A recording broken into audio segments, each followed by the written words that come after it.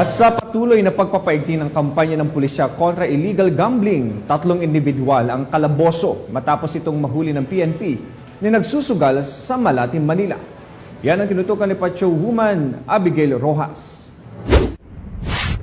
Dahil sa puspusang pagsasagawa ng anti-criminality operation ng Malate Police Station ng Manila Police District, 3 binatilyo ang kanilang naaresto dahil sa pagsasagawa ng illegal na pagsusugal.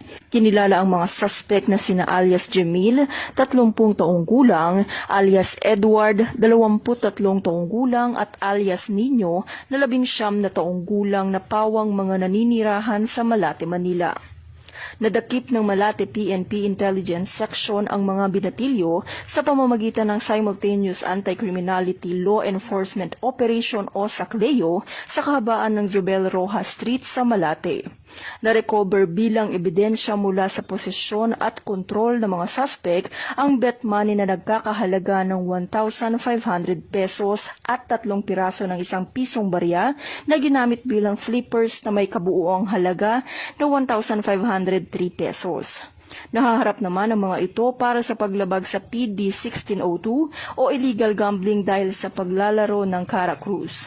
Sila rin ay nakasalukuyang nakadetine sa naturang presinto. Mula dito sa Manila City, ako po ang inyong PNN correspondent Patrol Woman Abigail Rojas, alagad ng batas, tagataguyod ng Balitang Pulis. Maraming salamat, Patrol Woman Abigail Rojas.